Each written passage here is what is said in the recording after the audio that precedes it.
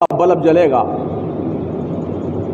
پنکھے چلیں گے تو اللہ تیری قبر میں گرمیوں میں ٹھنڈے کا انتظام کرے گا. لیکن ایسا گونگا بہرا اپاہج معاشرہ ہمارا ہے، کچھ فکر نہیں ہے. یوں تو فکر ایسے بھی نہیں ہے، دوسرے جب جھولی پھرائی جاتی ہے تب سورداس ایسے آنکھیں میچ کے بیٹھتے ہیں کہ جھولی پھرانے والا گزر جائے خیریت سے، ہمیں 10 روپے ڈالنے نہ پڑے تو بڑا اچھا ہو.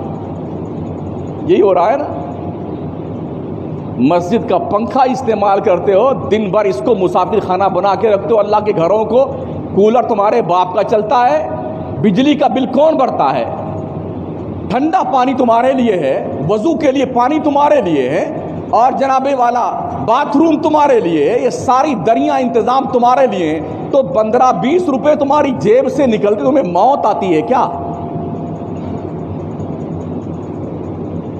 کیا ہمارا دماغ جو بھیجا ہے نا وہ سڑ گیا ہے بات سنتے سنتے؟ کچھ سمجھ میں نہیں آتا ہمارے.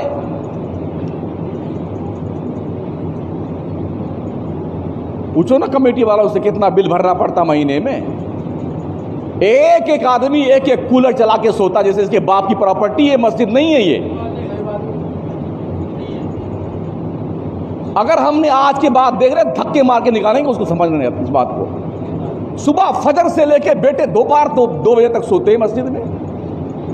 جب ایک پنکھے میں 5-7 آدمی سو سکتے ہیں، ایک کولر کے سامنے 8-10 آدمی آرام کر سکتے ہیں، تو الگ الگ کولر چلا کے الگ الگ پنکھے چلا کر کے سونا تمہارے باپ کی پراپرٹی ہے مسجد. اور اتنے بدتمیز قسم کے لوگ ہیں، پنکھے چلا کے آرام سے بیٹھیں گے اور جب جانے لگیں گے تو یہ بھی توفیق ان بدبختوں کو نہیں ہوتی ہے کم از کم بٹن تو بند کر کے جائیں پنکھے کا.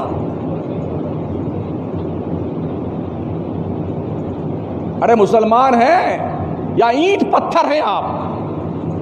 کچھ بھیجے میں بات سمجھ میں نہیں آتی ہے کیا؟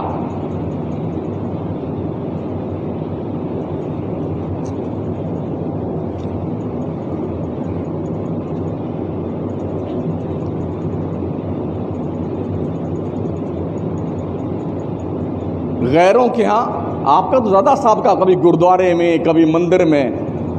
لوگ وہاں پر جو رفاہی کام کرتے ہیں نا، جو ہم نے پڑھا ہے، جو ہم نے سنا ہے، لاکھوں روپے ڈونیشن دینے کے لیے لوگ لائن میں کھڑے رہتے ہیں. مہینوں بعد نمبر آتا ہے، مہینوں بعد.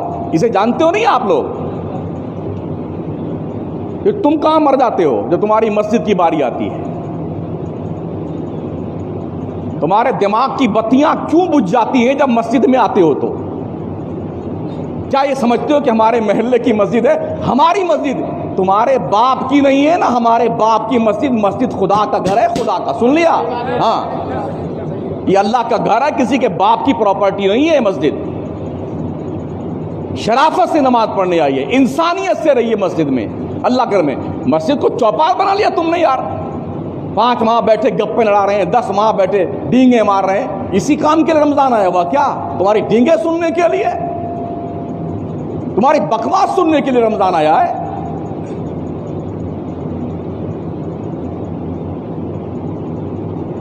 یہ سارے کام مسلمان کرتے تھے، رفاہی کام. آج دنیا اس کام کو کر رہی ہے اور اس کا پھل انہیں دیا جا رہا ہے. اللہ صرف